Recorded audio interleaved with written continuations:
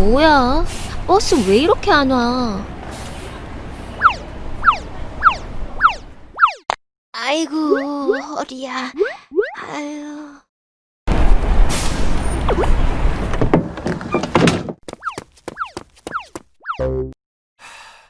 할머니, 타실 거예요? 안 타실 거예요? 아, 뭐야, 시끄럽게.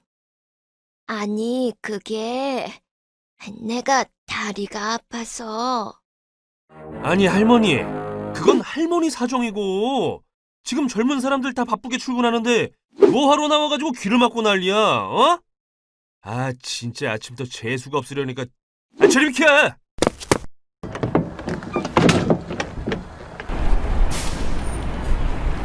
에휴. 다리도 불편한 양반이 그냥 집에나 있지. 뭐하러 나와서 고생이람?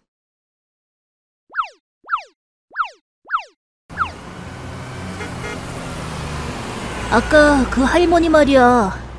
결국 버스 못 타고 그냥 댁에 가시던데. 뭐야? 누구? 어? 네가 할머니를 좀 도와드리지 그랬니? 뭐야? 꿈인가? 고양이가 말을 하잖아! 너 아까 그냥 집에나 계시는 게 낫겠다고 했니?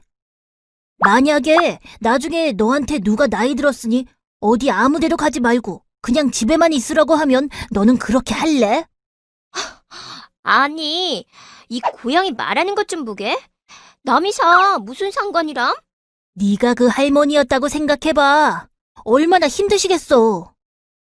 헐, 고양이 주제에 오지랖은. 그 할머니 나이 든 게 내 탓이야? 안 되겠군.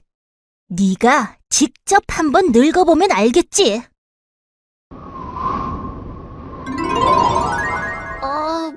뭐야? 이 쎄한 기분은? 이게 뭐야? 왜 아까 그 할머니가 여기 보여? 어떡해. 빨리 내 모습 돌려내. 너 하는 거 봐서.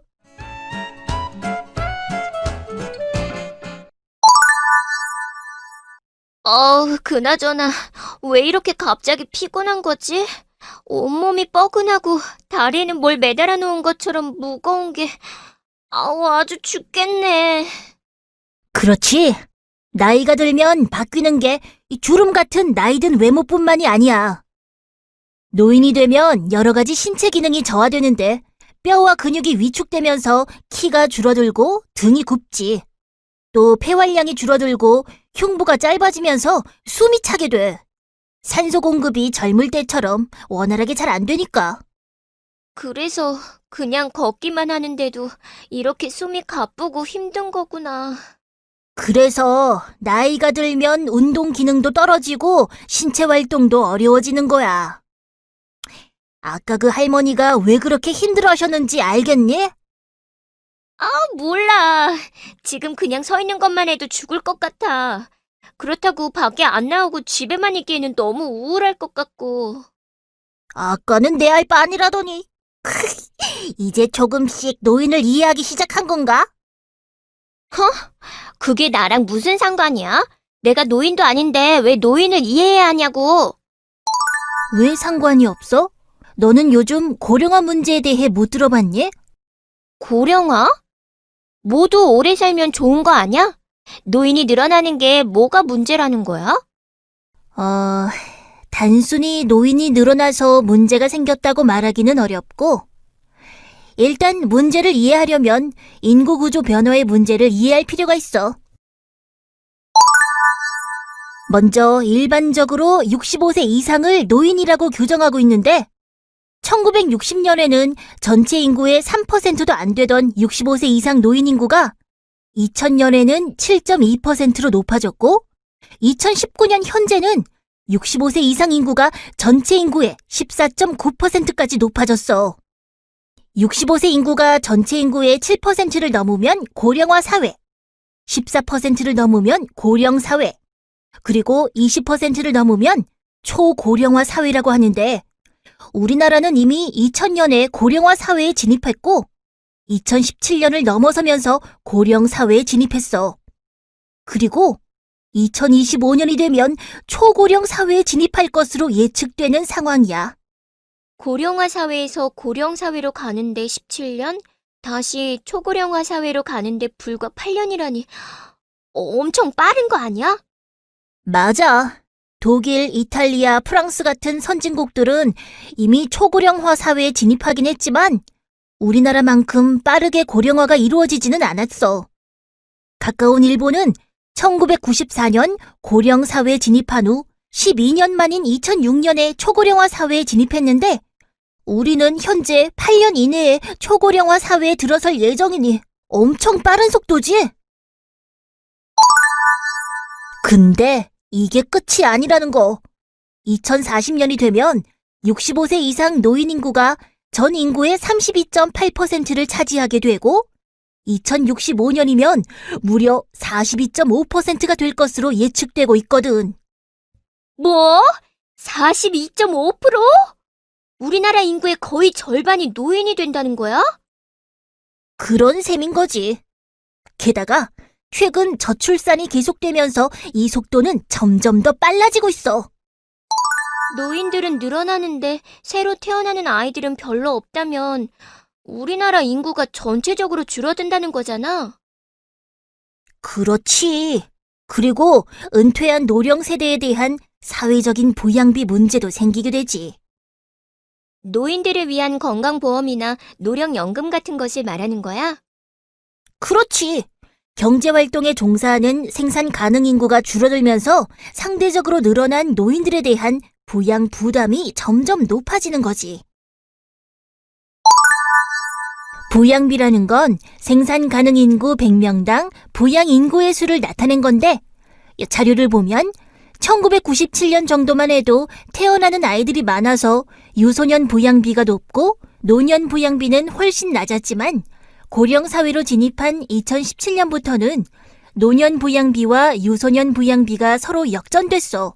이 추세로 고령화가 계속되면 2067년에는 생산 가능 인구 100명당 102.4명의 노인을 부양해야 하는 시점이 찾아오게 된다는 거야. 아무리 경제가 발전해도 그건 좀 힘들지 않을까? 맞아. 그러니까 이게 국가적으로 큰 문제가 된다는 거야. 그런데 왜 노인 개인의 부양 문제를 우리 모두가 대처해야 돼? 노인들이 직접 일을 해서 돈을 벌면 되잖아. 너 지금 그 할머니 몸을 하고 젊었을 때처럼 일할 수 있을 것 같니? 뭐 좀 힘들긴 하겠지만 그래도 수명이 예전보다 더 늘어났으니까 더 오래 일할 수 있는 건 사실이잖아. 그렇긴 하지만 그게 또 그렇게 쉬운 일만은 아니야. 55에서 79세 고령자 중 장래에 일하기를 원하는 비율은 2018년 기준으로 64.1%에 달하고 점점 증가하는 추세이고 이들 중 59.0%는 생계를 위해서 취업을 원하고 있지만 실제로 이들 중 고용된 비율은 기대에 많이 미치지 못하고 있어. 그렇구나. 어떤 일자리에 근로하고 있는지도 중요한데 2017년 노인 실태조사에 따르면 경제활동에 참여하고 있는 노인 대부분이 청소, 경비, 음식 판매 같은 단순 노무나 농림어업에 종사하고 있다고 해. 그나마도 경제활동을 지속하기 어려워 그만두고 있는 실정이라고 해. 노인의 건강 상태를 고려하면 오랫동안 일을 하기에 무리가 있고 낮은 급여 수준이나 열악한 근로 환경 등이 노인의 경제활동을 어렵게 만들고 있는 거지. 아, 노인들이 안정적으로 수익을 얻을 수 있는 일을 한다는 것도 결코 쉬운 일이 아니네. 그럼 결국 젊은 사람들이 세금을 열심히 내서 노인들의 노후를 보장해줘야 한다는 말인 거야? 그런 셈이지. 고령화에 따른 세금 부담에 대한 우려로 인해서 젊은 세대들과 노인 세대 간의 갈등이 심화되며 사회적 문제가 되고 있어. 아무래도 그럴 수밖에 없잖아. 지금 내가 벌어서 노인들 부양해도 나중에 내가 늙으면 또 젊은 사람들이 부족해지니 정작 내 노후는 어찌 될지 모르는 건데 이래서 사람들이 인터넷에서 연금충이다 노스라치다 하는 거구나. 이제 알았네. 우와, 너 그런 나쁜 말들은 대체 어디서 배웠니? 왜? 아무래도 노인들이 잘못하니까 그런 말도 듣는 거 아니겠어? 지하철 같은 공공장소에서 할머니들이 얼마나 시끄럽게 떠드는지 알아? 매너도 없지. 오죽하면 할매미라고 하겠어? 물론 그런 분들도 계실 수 있지만 전체를 몰아서 부정적으로 단정 짓는 건 차별이고 혐오에 해당하는 거야. 그런 차별적인 생각과 편견이 노인 학대로까지 이어질 수 있다는 생각 안 해봤니? 노인 학대? 야, 내가 무슨 그렇게까지 사람을 나쁘게 몰아가고 그래. 그리고 뭐 이런 생각을 나만 하는 줄 알아? 아이고, 그래. 너만 그런 건 아니지. 실제로 많은 우리나라의 청년들이 노인에 대해 안 좋은 인식을 갖고 있는 게 현실이니까. 노인 일자리 증가로 인한 청년 일자리 감소나 노인 복지 확대로 인한 세금 부담 등 같은 구체적인 문제와 관련된 갈등도 있지만 노인과 대화가 잘 통하지 않는다는 등 여러 가지 세대 갈등 요인이 있고 이런 문제가 사회 문제로까지 이어지고 있어. 그래, 세대 갈등 해결이 필요하지. 그렇다고 젊은 세대가 무조건 참고 이해하는 건 아니잖아. 그래, 물론 그렇지. 그런데 생각해봐. 누구나 나이가 들면 노인이 되게 되어 있어. 지금 너한테 누가 할매미라고 욕하면 좋겠니? 뭐? 나 할머니 아니라고. 왜 이래? 알게 뭐야? 지금 네 모습은 영락없는 할머니인걸. 빨리 내 모습 돌려놓으라고. 상상이 잘 안 되면 네 부모님이 더 나이 드신 후를 생각해봐. 너희 어머니한테 누가 할매미라고 하면 어쩔래? 나 이런 싸가지 없는 지금은 다른 노인의 문제이지만 시간이 지나면 내 부모, 그리고 더 시간이 지나면 결국 내 문제가 되는 게 바로 지금 우리가 노인 문제라고 부르는 사회 문제의 본질이야. 과연 지금 노인들에게만 해당되는 문제라고 할 수 있을까? 너랑은 정말 상관없는 문제이니? 듣고 보니 그렇네. 그래.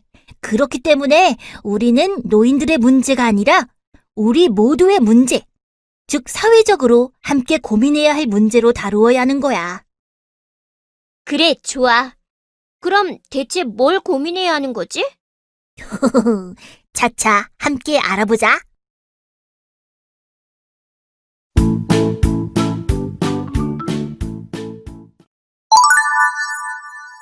아리야, 너는 노인하면 어떤 이미지가 떠오르니? 내가 할머니 모습을 하고 말하는 게 좀 이상하지만, 솔직히 별로 긍정적인 단어들은 떠오르지는 않는 것 같아. 나중에 노인이 될 생각을 하니 암울하기도 하고. 사실 너만 그런 게 아니라 우리나라의 많은 사람들이 노인에 대해 긍정적인 이미지를 갖고 있지 않은 것이 현실이야. 솔직히 그동안 노인을 공경해야 한다고 배우긴 했지만, 나이 들면 뭐든 나빠지기만 하고 좋은 게 별로 없잖아? 노인에 대해 긍정적인 인식을 가질 만한 게 있을까? 그럼 우리가 가지고 있는 노인에 대한 편견이나 오해에 대해 함께 이야기해보자. 여기 빈칸에 들어갈 말을 한번 생각해봐. 어떤 것이 떠오르니? 무능력하다? 노인이 되면 새로운 것을 빠르게 배우기도 어렵고 어떤 일을 한다는 것 자체가 힘들 것 같은데? 노인이 되면 신체 기능이 젊을 때에 비해서 떨어지는 건 사실이지만 노인이 되면 지적 능력이 떨어진다, 무언가 배우기 어렵다라고 생각하는 건 일종의 편견이야. 어째서? 나이 들면 건망증도 심해지고 기억력이 떨어지는 건 사실이잖아? 치매라는 병도 주로 노인들이 앓는 질병이고. 아무래도 노인이 되면 단기 기억력이 감퇴되고 최근에 일어난 일을 상대적으로 잘 기억하지 못하는 경향이 커지지만 지적 능력이라는 것은 단지 기억력만을 이야기하는 것이 아니거든. 학습 능력이나 사고력이나 문제 해결 능력은 연령이 증가한다고 해서 떨어지는 것이 아니고 개인의 교육 수준이나 훈련 여부에 따라서 더 큰 영향을 받는다고 해. 나이가 들어서도 지속적으로 노력하면 지적 능력을 유지할 수가 있다는 거지. 그런데 말이야, 나이 드신 분들이 새로운 것을 배우기 어려운 건 사실이잖아? 아무래도 새로운 것을 짧은 시간 안에 외우거나 하는 일은 어렵지만 충분한 시간과 학습 동기만 있다면 젊은 사람들 못지않게 높은 성과를 낼 수도 있다고 해. 아, 노인들이 아무것도 할 수 없다는 생각은 정말 잘못된 생각이었구나. 노인들에 대해 갖고 있는 오해나 편견. 또 어떤 게 있을까? 고집불통이다? 무슨 말을 하려고 해도 들으려고 하지 않는 걸 보면 말이 정말 안 통한다는 생각이 들어. 또 나이 어린 사람들을 가르치려고 하는 걸 보면 권위적이라는 생각도 들고. 노인이 되면 아무래도 새로운 것을 시도하기 두려워하고 과거의 방식을 고수하려는 심리적 경향이 생기는 건 사실이야. 아무래도 신체적인 기능이 저하되다 보니까 사고나 행동을 하는데 조심스러워지는 거지. 그저 새로운 변화를 받아들이는데 어려움을 느끼는 경향이 있다는 것뿐이지 노인들이 모두 자기만 옳다고 주장하고 다른 사람을 무시한다는 건 아니야. 하긴 고집불통인 사람들은 젊은 사람들 중에도 있으니까. 맞아. 2018년에 이루어진 한 설문조사 결과를 보면 사람들은 20대 중에도 소위 꼰대라고 불리는 권위적이고 고집불통인 사람들이 있다고 생각하고 있어. 나이가 문제가 아니라 권위적이고 강한 형식을 따지는 사람이 문제이지 노인들이 다 그런 건 아니라는 말이구나. 그렇지? 그럼 이건 어때? 노인들은 모두 무례하다. 이건 정말 편견이 아니라 내가 직접 경험한 팩트야, 팩트.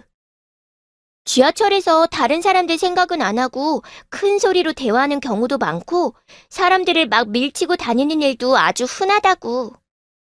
그건 말이야. 사실 이유가 있어.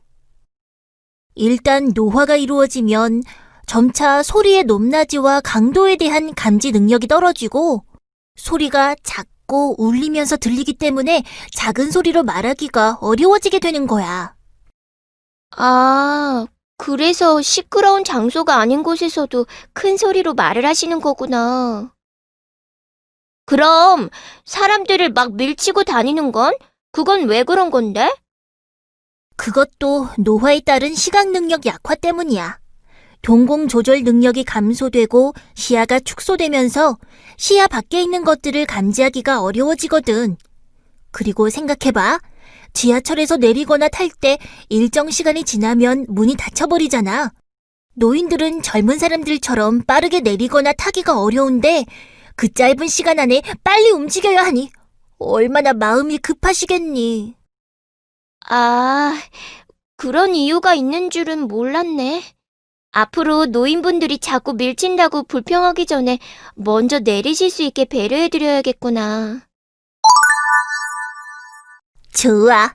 이제 노인에 대해 갖고 있던 오해도 풀었으니 노인들이 당면한 현실적 문제에 대해 좀 더 이야기를 해보자. 어떤 것들이 노인들을 힘들게 할까? 글쎄, 신체적 질환이나 경제적인 어려움 같은 문제도 있겠지만 가장 큰 건 외로움이 아닐까? 아무래도 나이가 들면 일을 그만두게 되면서 사회적인 활동도 줄어들고 배우자와 사별하는 경우도 생기게 될 수 있잖아. 그렇다고 요새 자녀들이 부모를 모시는 분위기도 아니고. 맞아. 실제로 조사 결과를 봐도 자녀와 동거를 하는 노인이나 노인 부부가 함께 사는 세대보다 노인 혼자 사는 독거 가구의 경우에 우울 증상이 더 높은 것으로 나타나고 있어. 배우자가 있는 경우보다 배우자가 없는 경우 더 우울 증상 비율이 높게 나타나고 있고. 우울증? 그거 되게 무서운 거 아니야? 우울증 때문에 극단적인 선택을 하는 사람도 있다던데. 뉴스에서 우리나라 노인 자살 인구가 OECD 국가 중에서 가장 높다고 들은 것 같은데, 이런 문제 때문인 건가? 우리나라 노인 자살률이 높은 이유는 경제적 빈곤 문제부터 건강 문제 등 여러 가지 이유가 있기 때문에 단언해서 말하기는 어렵긴 하지만 외로움이라는 문제를 따로 떼어 생각하긴 어려울 것 같아. 2017년 조사에 의하면 자살을 생각해 본 적이 있다는 노인이 6.7%인데 이 중에서 12.4%는 외로움 때문에 자살을 생각했다고 대답했거든. 부부, 자녀, 친구와의 갈등 및 단절, 가족이나 친구 등 가까운 사람들의 사망과 같은 문제도 모두 외로움과 관련이 있다는 것을 생각하면 관련이 없다고 보기 어려울 것 같은데? 아무래도 혼자가 되면 경제적, 사회적, 정서적으로 고립되면서 여러 문제가 복합적으로 발생할 수 있잖아. 그렇지. 결국 노인들의 외로움이라는 문제를 우리가 단순히 개인적인 감정의 문제로 치부할 게 아니라 사회적 문제로 고민해 볼 필요가 있다는 의미인 거지. 그렇구나. 그동안 어르신들이 공원 같은 데 삼삼오오 모여 계신 걸 보면 그냥 이상하다고만 생각했었는데, 나름대로는 사회적 관계를 통해서 외로움에서 벗어나 보려고 하시는 거라고 생각하지는 못했어. 노인의 외로움을 더욱 가중시키고 노인을 힘들게 하는 문제는 바로 차별과 혐오의 문제야. 아까 우리가 이야기한 틀딱이니 할매미니 하는 혐오를 부추기는 신조어는 물론이고 노인이 오면 장사가 안 된다느니 집에나 있으라는 등 여러 가지 차별적인 생각과 표현들이 만연해 있는 게 현실이야. 비하 발언이나 혐오 표현이 무서운 이유는 이런 것들이 사회 전반적인 의식으로 자리 잡을 경우 극단적으로는 폭력으로까지 이어질 수 있기 때문이야. 노인들은 몸이 불편하고 무기력하다 라는 고정관념이 노인들의 활동에 제약으로 작용하고 결국 사회적, 경제적인 배제와 노인 학대에까지 영향을 미칠 수 있다는 거지. 노인이라는 이유만으로 이렇게 차별받는 건 명백한 인권 침해나 사회적 폭력이라고 생각하지 않니? 아니, 내가 아까 할머니한테 집에나 계시라고 한 건 그런 것까지는 아니었는데, 그저 사소한 말이라고 생각했는데 그런 말들이 증오와 차별, 폭력까지 이어질 수 있다고 생각하지는 못한 것 같아. 할머니께 죄송하고 부끄러워지네. 노인에 대한 오해, 편견, 그리고 차별화, 혐오적 표현이 노인 학대로까지 이어질 수 있다는 것 정말 무섭지 않니? 노인 학대라면 노인들을 막 때리는 걸 말하는 거야? 학대가 반드시 물리적인 폭력만 이야기하는 건 아니야. 노인에게 위해를 가하는 모든 행위는 노인 학대에 해당해. 신체적인 폭력 외에도 정신적 폭력, 정서적 폭력, 성적 폭력까지를 모두 포함해. 경제적 착취나 가혹행위를 하는 것, 유기 또는 방임을 하는 것도 모두 노인학대라고 할 수 있지. 우리나라 노인학대 현황을 보면 문제는 이건 노인학대로 신고되어 노인학대로 판정된 수를 집계한 것이기 때문에 신고되지 않은 노인학대가 얼마나 되는지는 알 수 없는 실정이야. 신고되지 않은 노인 학대가 더 많을 수 있다는 거야? 노인학대 발생 장소를 보면 가정 내에서 발생하는 경우가 많고 그 외에도 생활시설이나 이용시설, 병원, 공공장소 등에서 다양한 곳에서 노인학대가 발생하고 있어. 생각보다 우리 주변의 곳곳에서 노인 학대가 일어나고 있구나. 그런데 학대 발생 장소가 가정 내라면 가족에 의해 노인 학대가 발생한다는 거야? 전체 노인학대 행위자 유형을 살펴봐도 78%가 배우자나 아들, 며느리, 딸과 같은 친족인 경우가 대부분이야. 뭐? 다른 사람도 아니고 자녀와 배우자에 의한 학대가 가장 많은 수를 차지한다니 너무 충격적이다. 실제 사례를 보면 학대를 당하더라도 내 자식이라서 집안일이라 알려지는 게 창피하다. 그냥 나만 참으면 집안이 조용해진다고 생각하고 신고하지 않은 분들이 꽤 된다고 해. 이렇게 은폐되는 사례까지 고려한다면 노인학대가 훨씬 더 많이 발생하고 있을 가능성이 높은 거지. 일반적으로 노인학대 유형은 중복되어 발생하는데 이 중 가장 많은 학대 유형은 바로 정서적 학대와 신체적 학대야. 2018년 노인학대 사례 중 신체적 학대가 3,046건, 정서적 학대가 2,508건 발생했고, 다른 유형의 학대와 비교해 볼 때 발생이 매우 높다는 걸 알 수 있어. 노인이 되면 그저 아프고 힘들다고만 생각했지, 이렇게 큰 고통을 겪고 있다고는 생각하지 못했는데. 지금이라도 알게 되었으니 이제 우리가 어떻게 이러한 문제를 함께 해결할 수 있을지 알아볼까?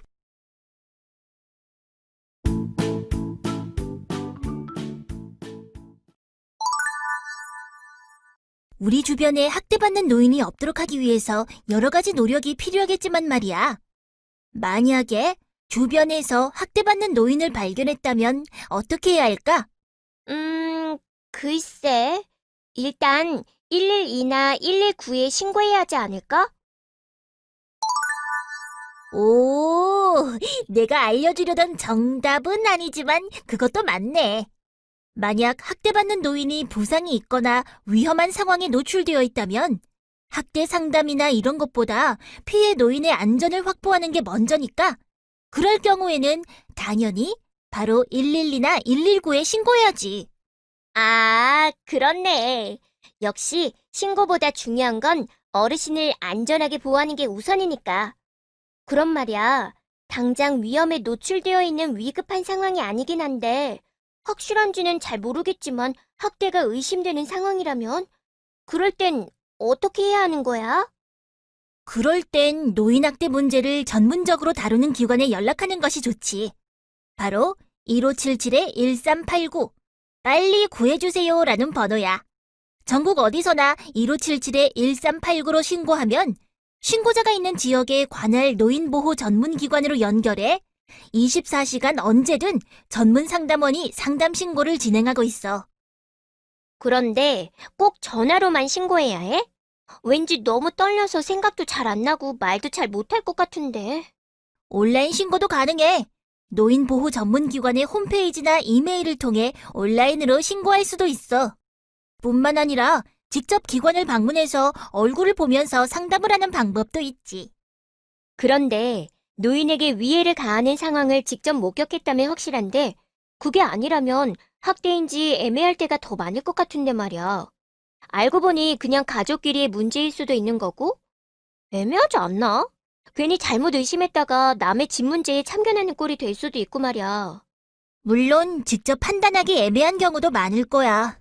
게다가 이런 일이 보통 가정 내에서 이루어지는 경우가 많은데 여전히 우리 사회에서는 집안에서 일어난 일은 가족이 알아서 해결해야 할 문제라고 치부하는 경우가 많으니까 학대당하는 당사자인 노인도 그래도 내 자식, 그래도 내 가족이라는 생각 때문에 학대 사실을 숨기고 참으려는 경우도 많고 가정 말고 시설의 경우도 마찬가지인데 2018년 노인복지시설 노인인권실태조사에 따르면 시설장의 92%, 시설 직원의 45%가 신고할 만큼 심각하다고 생각하지 않았기 때문에 노인학대를 의심하고도 신고하지 않은 것으로 나타났거든. 뭐? 그냥 의심만 하고 말았다는 거야? 어떻게 그럴 수가 있어? 글쎄, 아무래도 이게 노인학대 행위가 맞는지 정확히 판단하는 게 어려워서 그런 게 아니었을까 싶긴 한데. 그런데 그 노인이 실제로 학대를 당하고 있었다고 생각해봐. 그렇다면 얼마나 심각한 상황이니? 그런데 조금 의심스럽긴 해도 학대까지는 아닌 것 같아. 이런 개인적인 판단으로 노인학대 의심 상황을 신고를 하지 않는다면 결국 노인학대는 점점 더 은폐되고 장기화되고 말겠지. 그런데 그냥 무조건 의심된다고 신고하기보다는 어떤 경우가 노인 학대에 해당하는지 알아볼 수 있어야 신고도 할 수 있을 것 같은데. 그렇지. 어떤 경우가 노인학대인지, 그리고 어떤 경우에 노인학대를 의심해 볼 수 있는지 노인학대의 유형과 징후에 대해 설명해 줄게. 노인학대는 신체적 학대, 정서적 학대, 성적 학대, 경제적 학대, 방임, 자기방임, 유기 등으로 나타나는데 대부분은 여러 유형의 학대가 중복적으로 이루어지는 경우가 많아. 먼저 신체적 학대는 물리적인 힘 또는 도구를 이용해 노인에게 신체적 혹은 정신적 손상, 고통, 장애를 유발시키는 행위를 말하는 거야. 신체 구타, 억압, 강제로 가두거나 통제, 생존 유지를 위한 식사, 장치, 약물 등을 단절하는 것, 약물 및 주사를 강제 복용, 투입하는 것, 강제 노동 등이 대표적인 행위라 할 수 있어. 만약 노인의 몸에 치료받지 못한 상처나 부상 등이 있거나 머리카락이 뽑힌 흔적, 머리 부분에 출혈이나 묶인 흔적 등이 신체에 있고 위축감이나 두려움, 심한 불안 증세를 보인다면 신체적 학대를 의심해 볼 수 있지. 아무래도 상처 같은 건 눈에 쉽게 보이는 거니까 평소에 주변 어르신의 관심을 좀 기울인다면 비교적 쉽게 알아볼 수 있을 것 같네. 그렇지. 다음으로 정서적 학대는 비난, 모욕, 위협, 협박 등의 언어 및 비언어적 행위를 통하여 노인에게 정서적 고통을 주는 행위를 말하는데 욕설을 퍼붓는다거나 고함을 지른다거나 노인을 무시하고 비난하는 행위, 수치감을 주는 모욕적인 말을 하는 경우 등이 대표적이야. 그런데 정서적 학대는 신체적 학대처럼 눈에 띄는 게 아니잖아. 정서적 학대를 당했는지 어떻게 알아볼 수 있어? 정서적 학대는 심리적인 불안이나 정서적 고통으로 인해 더욱 다양한 징후를 나타내기도 해. 무반응 또는 무표정한 모습이거나 잠을 못 자거나 안절부절 못하고 무언가 말하기를 꺼려하거나 주저하는 모습을 보이면서도 한편으로는 흥분하거나 화가 난 분노의 모습을 보이기도 하지. 또 극단적인 행동이나 히스테리를 보이기도 하고 가족 또는 보호자와 대화가 거의 없거나 눈치를 보기도 하지. 그렇구나. 주변에 노인이 있는 집에서 다툼이나 욕설, 큰 소리가 자주 들리면 잘 관찰해 볼 필요가 있겠네.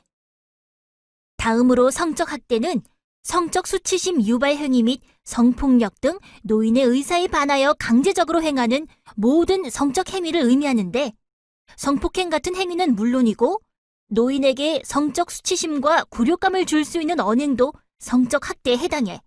또 노인이 판단 능력이 부족하다고 해서 사람들이 보는 앞에서 목욕을 시키거나 옷을 갈아입히는 등 성적 수치심을 느끼게 하는 경우도 모두 성적 학대야.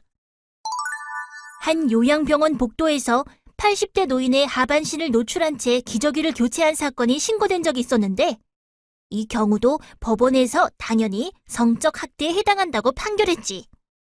노인이 직접적으로 의사표현을 할 수 없다고 하더라도 충분히 수치심을 느낄 수 있는 상황인 것 같아. 그런데 말이야, 솔직히 성적인 문제는 다들 수치스럽다며 숨기려고 하잖아. 젊은 사람들도 말하기 어려운데 노인들은 더 발견하기 어렵지 않을까? 일단 노인이 걷거나 앉을 때 어려움을 보이거나 성병에 걸린 경우, 속옷이 찢어져 있거나 성기나 항문 부위 주변에 타박상이 있거나 하혈을 하는 경우에는 성적 학대를 의심해 볼 수 있어. 이런 물리적인 징후가 아니라 정서적 징후도 나타나는데 특정 유형의 사람들에 대한 두려움을 보이는 것 등이 성적 학대의 징후라고 할 수 있어. 성희롱에 대한 불쾌감을 주변 사람들에게 말하거나 표현하는 경우도 성적 학대를 의심해 볼 수 있지. 다음으로는 경제적 학대야. 경제적 학대는 노인의 의사에 반하여 노인으로부터 재산 또는 권리를 빼앗아가는 행위로 경제적 착취, 재산에 관한 법률 권리 위반, 경제적 권리와 관련된 의사결정에서의 통제 등을 하는 행위를 말해. 예를 들어 노인의 허락 없이 재산을 증여하거나 노인의 허락 없이 명의를 도용해 계약을 하는 경우, 유언장을 허위로 작성하거나 수정하는 경우, 노인의 연금이나 임대료 등을 가로채는 등이 여기에 해당해. 그런데 자녀에게 재산을 정말 증여한 것일 수도 있잖아. 경제적 학대가 이루어졌는지는 어떻게 알아볼 수 있어? 사실 노인들 자신도 자녀에게 재산을 증여하거나 용돈을 준다는 생각으로 인해 경제적 학대를 당했다고 인지조차 못하는 경우가 많은 게 사실이니까. 일단 노인이 생활에 필요한 본인의 돈을 마음대로 쓰지 못하게 하거나 사기나 강압, 부당한 위력으로 유언장이나 계약서, 위임장 등의 서명을 허위로 작성, 변조한 경우가 발견된다면 1차적으로 경제적 착취를 당하고 있다고 생각해 볼 수 있을 거야. 또 노인의 재산이 갑자기 타인의 명의로 전환되었다거나 은행 계좌에 뭔가 부적절한 거래가 포착되는 경우가 있는 경우도 경제적 학대를 의심해 볼 수 있어. 노인의 허락 없이 노인의 재산을 임의로 사용하거나 결정을 통제하는 경우가 주로 경제적 학대에 해당되는구나. 그럼 방임은 뭐야? 방임도 노인학대의 일종이야. 보호자 또는 부양 의무자로서 책임이나 의무를 거부하거나 제대로 이행하지 않거나 혹은 포기하는 행위를 방임이라고 하는데, 경제적 능력이 없는 노인의 기본적 생존을 위한 생활비를 지원하지 않거나 중단하는 것, 스스로 식사하기 힘든 노인의 의식주 등 일상생활 관련 보호를 제공하지 않는 것, 노인에게 필요한 의료적 처치를 제공하지 않거나 거부, 방해 혹은 소홀히 하는 경우 등이 모두 방임에 해당돼. 거동이 불편한 노인을 돌보지 않는다면 아무래도 위생 상태나 영양 상태 같은 걸로 알아볼 수 있지 않을까? 맞아. 만약 대소변 냄새나 악취, 염증, 욕창 등이 그대로 방치된 상태로 있거나 머리, 수염, 손톱 등이 정돈되어 있지 않고 세탁되지 않은 옷을 입고 있는 등 신변 처리가 안 된 상태가 대표적인 방임 학대의 징후야. 식사를 챙기지 않아 영양실조나 탈수 상태인 경우 학대를 받고 있다고 의심해 볼 수 있어. 그런데 보호자나 부양 의무자가 노인을 방임하는 경우도 있지만, 노인 스스로가 최소한의 자기보호 관련 행위를 포기하여 심신이 위험한 상황이나 사망에 이르는 경우도 있어. 이런 걸 자기 방임이라고 해. 아, 방임과 차이가 뭐야? 방임이 보호자 또는 부양 의무자가 그에 따른 책임이나 의무를 거부하거나 불이행해서 노인에게 의식주 및 의료를 적절하게 제공하지 않는 행위라면, 자기 방임은 노인 스스로가 최소한의 자기보호 관련 행위를 포기하는 경우를 말하는 거야. 스스로 식사를 할 수 있는 상황인데도 음식물을 섭취하지 않는다거나 필요한 치료나 약 복용을 포기하는 경우 같은 걸 말하는 거구나. 그렇지. 마지막으로 6위는 보호자 또는 부양 의무자가 노인을 버리는 행위로, 노인을 시설 입소시킨 후 보호자가 연락두절하거나 낯선 장소에 노인을 버리는 행위가 대표적이야. 이거 완전 현대판 고려장 아니야? 6위의 징후는 명확해. 노인이 낯선 장소에서 배회하고 있거나 자신의 주거지나 연락처를 알지 못하는 곳에 버려져 있는 경우, 가족 및 보호자가 노인과 왕래를 하지 않는 경우, 가족이나 보호자가 노인을 시설이나 병원 등에 입소시켜 연락이 두절되는 경우 등이 6위의 대표적 예측 징후라고 할 수 있어. 설명을 듣고 나니 주변의 노인분들 중 학대를 당하시는 분이 혹시 계시지 않는지 잘 살펴봐야겠다는 생각이 더 많이 드는 것 같아. 내가 조금만 관심을 가지고 한 번 더 의심해 본다면 학대를 당하고 있을지도 모르는 그분들을 구할 수 있는 거잖아. 그렇지. 그렇게 주변에 관심을 갖는 것부터가 바로 노인 학대를 예방하는 첫걸음이라고 할 수 있지. 그런데 말이야, 노인 학대를 발견했거나 의심돼서 신고하면 노인 보호 전문기관에서는 구체적으로 어떻게 노인들을 도와주는 거야? 노인보호 전문기관은 노인복지법 제39조의 5에 따라 노인학대 예방을 위해 설치한 기관으로 2019년 기준 중앙노인보호 전문기관 1개, 지역 노인보호 전문기관은 33개로 총 34개의 노인보호 전문기관이 설치되어 있어. 노인보호 전문기관으로 의심 사례가 신고 접수, 상담 요청되면 전문 상담원이 학대 상황을 파악해 그 다음 현장에 방문하여 구체적인 학대 사례를 조사하고 노인학대 여부를 판정하는 거지. 사례 판정 후에는 학대 피해 노인 또는 학대 행위자와 그 가족을 위한 사회 서비스를 비롯해 학대 노인 전용 쉼터를 연계하거나 지정 양로시설 연계, 상담 및 치료 서비스 등을 제공해. 이런 절차가 모두 마무리되면 사례를 종결하게 되는데, 사례가 종결된 이후에도 지속적인 사후 관리를 통해 학대가 재발되지 않도록 관리를 실시하지. 와, 생각보다 더 체계적으로 학대 피해 노인을 보호할 수 있도록 되어 있구나. 그런데 학대 피해 노인 전용 쉼터라는 게 뭐야? 양로원 같은 거야? 양로원은 의지할 곳이 없는 노인들을 수용하여 보호하는 복지시설을 말하는 거고, 학대 피해 노인 전용 쉼터는 학대를 받은 피해 노인의 심신치유 프로그램을 제공하기 위해 설치된 보호시설을 말하는 거야. 현행 노인복지법에 따라 2019년 기준 전국에 18개 학대 피해 노인 전용 쉼터가 설치되어 있는데, 노인학대로 판정받은 경우 건강검진 등의 절차를 거쳐 최대 6개월까지 쉼터에 입소할 수 있어. 학대 피해 노인을 긴급 보호하기 위해 의식주를 포함한 쉼터 생활을 지원하는 것은 물론이고, 학대로 인한 심신치료를 위한 의료비를 지원하거나 전문적인 상담 프로그램을 지원하기도 하고, 법률 서비스와 같은 여러 가지 복지 프로그램을 연결하는 등의 서비스를 제공하고 있지. 그런데 만약에 쉼터 보호 이후에 원 가정으로 복귀가 어려운 경우엔 어떻게 해? 가족들이 버려서 갈 곳이 없는 경우라거나. 그런 경우엔 학대 피해 노인 보호 지정 양로시설에 입소할 수 있도록 지방자치단체와 양로시설 간 협의를 통해 시설 입소도 연계되고 있지. 다만 학대 피해 노인 전용 쉼터는 치매 등의 질환으로 전문적인 돌봄이 필요하거나 학대 피해 노인이 아닌 노숙인의 경우는 입소가 불가능해. 노인보호 전문기관에서는 학대 사례 개입 시 학대 피해 노인뿐 아니라 학대 행위자와 그 가족을 위한 개인 및 상담도 진행하고 있어. 학대 행위자의 학대 유발 요인을 파악하고 이를 감소하거나 제거하기 위해 다양한 서비스를 연계하고 있지. 아니, 노인 학대라는 범죄를 저질렀는데도 학대 행위자에 대해서 대체 뭘 해준다는 거야? 학대 피해 노인을 안전하게 보호하는 것도 필요하지만 학대가 다시 발생하지 않도록 하는 것이 가장 중요해. 그래서 학대 행위자에게 상담이나 복지 서비스 등을 다양하게 제공하고 재발 방지를 위한 교육도 하는 거야. 아, 그렇구나. 또다시 학대가 발생하지 말란 법은 없으니까. 단순히 겉으로 드러난 문제가 아니라 근본적인 문제를 해결하기 위해 다양한 노력을 하는 거지. 그렇구나. 노인보호 전문기관에서 하는 일이 정말 많네. 맞아. 하지만 이런 일들이 노인보호 전문기관에서 이루어지려면 반드시 먼저 이루어져야 하는 일이 있어. 그게 뭔데? 바로 노인 학대 신고.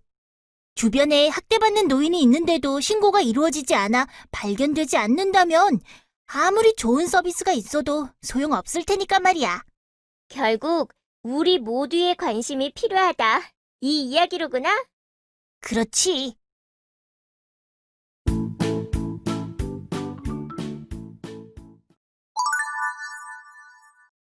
그런데 말이야. 어? 왜? 나 이제 좀 내 모습으로 돌려주지 않을래? 나 진짜 반성 많이 했다고. 할머니, 할아버지들이 얼마나 힘드신지도 이해하게 됐고, 노인학대 문제가 심각하다는 것도 충분히 이해했고 말이야. 그래? 정말이야? 그래, 내가 뭐 노인학대에 대해서 잠깐 배웠다고 뭐 전문가가 되는 건 아니지만, 적어도 노인학대 문제를 봤을 때 모른 척해서는 안 된다는 것도 알게 되었지. 좋아. 그럼 퀴즈를 하나 맞추면 원래 모습으로 돌려주지. 갑자기 퀴즈? 노인학대 신고 번호는? 1577에 13, 땡땡땡! 안 되겠네. 이것도 기억 못하고. 야, 갑자기 돌발 퀴즈를 내는 게 어딨어. 그리고 번호야 인터넷으로 검색해봐도 되는 거 아니야? 치사하게. 중요한 건 말이야. 그 번호를 외우고 못 외우고가 아니라 평소에 학대받는 노인들에게 관심을 갖고 노인학대가 의심될 때 적극적으로 신고를 하려는 이 마음가짐. 마음가짐 아니겠니? 안 보이니? 그래. 뭐, 그건 그렇지. 이제 생각났다. 1577-1389 맞지? 성공. 그런데 말이야, 그냥 전화해서 여기 노인학대가 의심됩니다. 빨리 와주세요. 하고 말만 하면 되는 건가? 뭐라고 말해야 돼?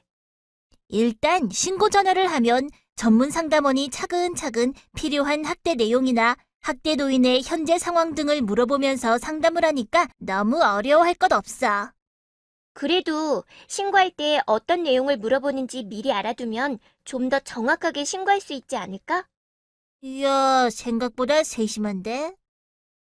우선 신고 전화를 하면 신고자의 인적 사항이랑 학대 피해 노인과의 관계를 물어보고 학대 또는 학대 의심 사실을 어떻게 알게 되었는지에 대해 물어볼 거야. 그리고는 학대 피해 노인이 구체적으로 어떤 상황인지, 그러니까 지금 위험한 상황이라 긴급하게 분리보호가 필요한지, 노인의 심신 상태가 위급한 상황이 아닌지 이런 것들을 파악하고 나서 학대 피해 노인 인적 사항과 학대 행위자 관련 정보에 대해서도 확인을 하게 돼. 그리고 학대 유형이 무엇인지 혹은 학대의 심각성과 목격 일시, 장소 등 구체적인 정보를 제공하는 것이 좋겠지만 그렇지 않은 경우 본인이 알고 있는 만큼 이야기하면 돼. 그리고 만약 시설에서 노인 학대가 일어난 상황이라면 시설과 관련한 정보도 파악하게 돼. 이 경우 시설 관리나 운영상의 문제인지, 시설 종사자의 문제인지, 이용자 간의 문제인지 등 시설과 관련된 정보도 자세하게 제공하면 노인보호 전문기관에서 학대 의심 사례를 접수할 때 사례의 심각성과 응급성을 파악하는 데 훨씬 도움이 될 수 있어. 그런데 말이야, 아까 전화 신고를 할 때 신고자 인적 사항도 물어본다고 했잖아. 반드시 신고할 때 내 인적 사항을 밝혀야 하는 거야? 물론 인터넷으로 신고하면 익명으로도 가능하겠지만 긴급한 상황에서도 인터넷으로 신고를 할 수는 없잖아. 아, 물론 그렇지. 근데 만약에 말이야, 괜히 남의 일에 참견했다가 나중에 내가 신고한 게 알려져서 내가 불이익을 당하게 될 수도 있잖아. 그럼 어떻게 해? 뭐야 너, 그새 마음이 바뀐 거야? 안 되겠네. 원래 모습으로 바꿔준다는 거 취소. 아니, 얘는 무슨, 현실적으로 생각해보면 그렇다는 거지. 만약 내가 시설에서 일하는 사람이라면 더 못할 것 같은데? 신고했다는 사실이 알려져서 직장에서 따돌림이나 해고를 당하기라도 하면 어떻게 해? 노. 그럴 일은 절대 없으니 걱정할 필요 없어. 신고인의 신분 보장은 노인복지법으로 정해져 있어. 신고자의 신분 노출 역시 당연히 못하게 되어 있고, 이를 위반하면 1년 이하의 징역 또는 1천만 원 이하의 벌금에 처하도록 되어 있거든. 뿐만 아니라 공익신고자 보호법 제12조를 통해서도 신고자의 인적사항이나 그가 공익신고자임을 미루어 알 수 있는 사실을 타인에게 알려주거나 공개 또는 보도할 수 없도록 하고 있어. 신고자가 동의하지 않았는데도 신고자 인적사항이나 신고 내용을 공개한 경우 5년 이하의 징역 또는 5천만 원 이하의 벌금에 처할 수 있고, 신고자의 불이익 조치를 취할 경우엔 3년 이하의 징역이나 3천만 원 이하의 벌금에 처할 수 있도록 하고 있어. 아, 다행이다. 그렇다면 내가 완전 안심하고 신고할 수 있지. 약속할게. 나 김아리는 노인 학대를 발견했을 때 절대 모른 척하지 않고 반드시 적극적으로 신고하겠습니다. 오케이, 좋았어. 약속하는 거다. 이제야 살 것 같네. 방금 전까지는 서 있기조차도 힘들었는데. 버스나 지하철에서 어르신들 뵈면 이제 꼭 양보해드려야겠어. 그런 생각까지 하고 대견하네. 당연하지. 내가 말을 안 해서 그렇지. 사실 노인과 관련된 문제에 대해 엄청 관심이 많다고. 얼마 전에 노인 학대 신고 건수가 증가하고 있다는 것도 알고 있는 걸 신문에서 봤어. 그런데 매년 이렇게 신고 건수가 높아진다는 건 노인 학대 문제가 잘 해결되고 있다는 긍정적인 신호 아니야? 그래, 네 말대로 노인학대 신고율은 매해 조금씩 높아지고 있는 건 사실이야. 그런데 말이야, 65세 이상 노인 인구 전체를 놓고 보면 겨우 1000명당 2건 정도에 불과한 수준이야. 실제로 노인 학대가 그 정도 수준이면 다행이지만 노인 인구가 점점 늘어나고 있다는 사실을 생각해보면 신고율이 좀 더 높아질 필요가 있다는 거구나. 그렇지.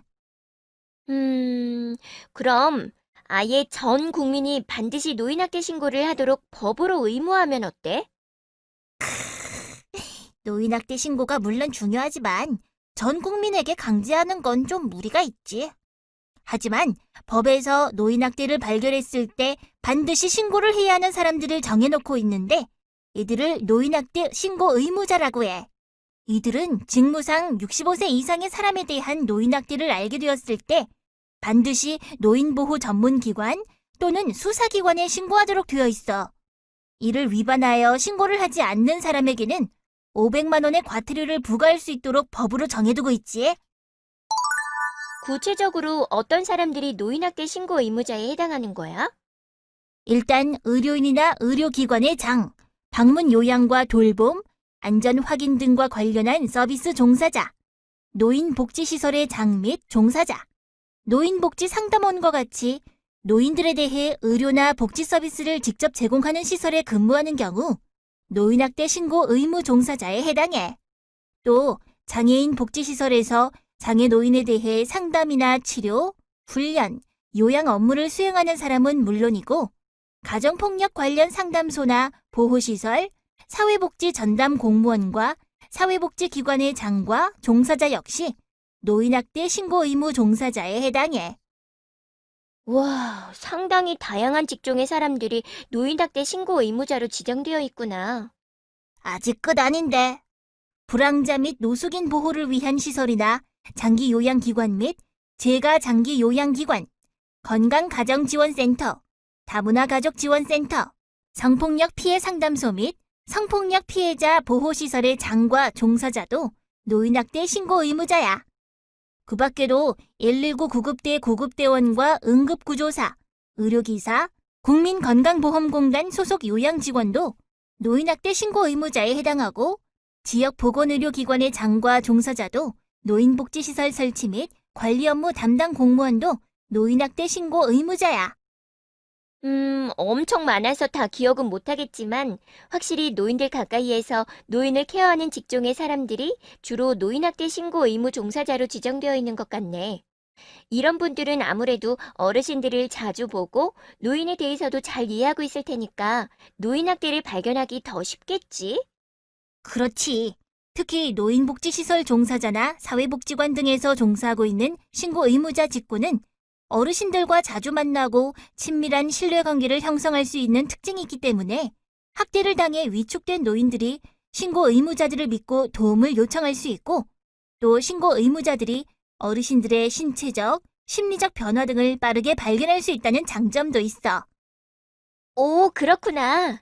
사실 이분들이 일반인보다 훨씬 노인들에 대해서 잘 이해하고 가까이서 관찰할 수 있는 일종의 전문가들인 거잖아.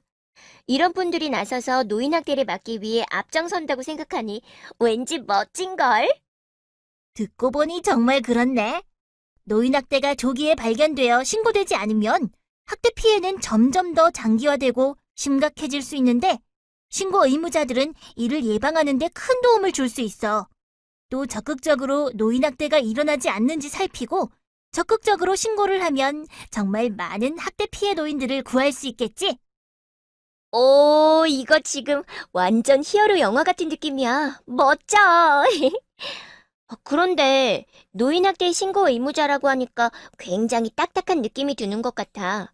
그리고 신고하는 사람인데 의무자라는 말까지 붙이니 굉장히 부담스럽게 느껴지기도 하고, 좀 더 멋진 이름으로 불러주면 어떨까?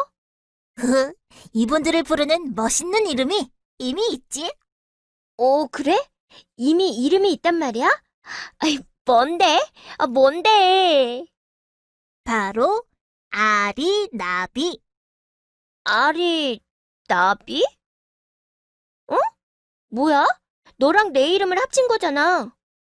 뭐, 이게 우연인진 잘 모르겠지만 그렇네. 이름 예쁘지 않니? 응, 뭔가 친근하고 따뜻하고 희망적인 그런 느낌인데? 근데 아리나비가 무슨 뜻이야? 아리나비는 파이팅을 의미하는 순우리말인 아리아리와 나비의 합성어야. 나비는 희망을 뜻하는 대표적인 상징물이잖아. 노인학대에서 벗어나 존중받는 삶을 살아가고자 하는 희망을 의미하는 거지. 그리고 아리아리는 길이 보이지 않아도 나아가며 그래도 길이 없으면 만들어서라도 나아간다라는 의미를 갖고 있어. 길이 보이지 않아도 힘차게 희망을 향해 나아간다니.